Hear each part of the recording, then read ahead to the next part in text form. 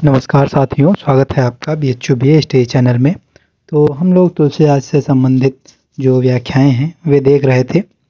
हम लोगों ने पहली और दूसरी दोहे और छंदों की व्याख्या देख ली है। अब तीसरा है, चूँकि थोड़ा बड़ा है तो इसीलिए हम लोग इसको आधे आधे करके देखेंगे। ठीक है, तो आइए देखते हैं। पहला है, अब हम लोग इतनी पंक्तियों का, इतने ये चौपाई छंद है, ठीक है, तो 2, 2 4, 2 6 और 2 8, ये 8 पंक्तियों का हम लोग संदर्भ सहित व्याख्या देखेंगे। तो आइए पहले कठिन शब्दार्थ देख लेते हैं।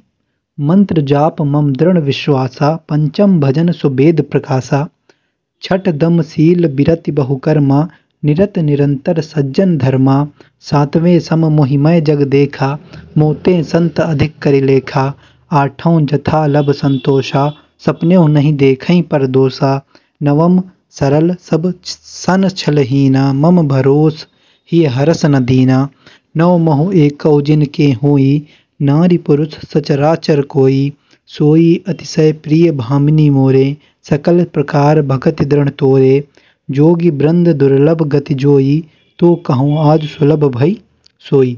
ठीक है, तो ये पंक्तियां हैं। तो आइए अब एक एक पंक्ति का अर्थ देखेंगे तो उसी से शब्दार्थ भी पता चली जाएंगे। तो उसी प्रकार हम लोग संकेत लिखेंगे और फिर संदर्भ देखेंगे। प्रस्तुत पद्यांश गोस्वामी तुलसीदास दुबे जी द्वारा रचित अवधी भाषा का लोकप्रिय महाकाव्य रामचरितमानस के अरण्यकांड के नवधा भक्ति प्रसंग से उद्धृत है, ये भी आप लिख सकते हैं। ठीक है, तो आइए प्रसंग देखते हैं। तो प्रस्तुत पंक्तियों में श्री राम जी ने नवधा भक्ति का उल्लेख किया है तथा सबरी को सभी प्रकार की भक्तियों से परिपूर्ण बताया है। तो आइए अब इसका हम लोग पंक्ति इसका अर्थ देखते हैं। ठीक है, तो मंत्र जाप मम, जैसा कि मैंने आप लोगों को बताया था। ठीक है, इससे पहला वाला जो हम लोगों ने देखा था उसमें 4 प्रकार की भक्ति श्री राम जी ने बता दी थी। पहली भक्ति थी संतों का सत्संग, दूसरा था मेरे कथा प्रसंग में प्रेम, तीसरा था अभिमान रहित गुरु के चरण कमलों की सेवा, और चौथा था कपट छोड़कर मेरे गुण समूहों का गान। ठीक है, तो ये 4 प्रकार की भक्ति नवधा भक्ति के अंतर्गत आती हैं।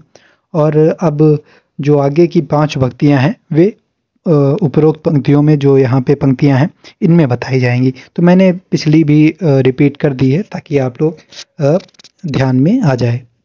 तो अब है मंत्र जाप मम दृढ़ विश्वासा, पंचम भजन सो वेद प्रकाशा। ठीक है, तुलसीदास जी लिखते हैं कि जब वो ये सबरी को नवधा भक्ति के जो पहले ये अन्य प्रकारों को बताए हैं, ठीक है, फिर अब वे कहते हैं कि मेरे अर्थात राम, ठीक, मैं कह रहा हूँ ना, राम जी कह रहे हैं, तो मेरे मंत्र जाप मम दृढ़ विश्वासा, मेरे मंत्र का जाप और मुझ में दृढ़ विश्वास। ठीक है, पंचम भजन सो वेद प्रकाशा, ये 5वीं प्रकार की भक्ति है जो कि वेदों में भी प्रसिद्ध है। छठ दम शील बिरति बहुकर्मा, निरत निरंतर सज्जन धर्मा।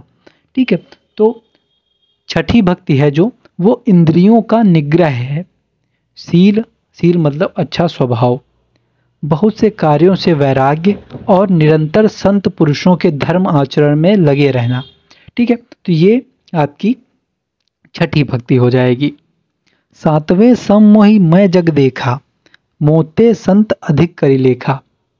तो 7वीं भक्ति है जगत भर को संभाव से मुझ में ओतप्रोत राम में देखना, कि जितना भी जगत है सबको एक ही भाव से देखना और सबको मुझ में ही ओतप्रेत देखना।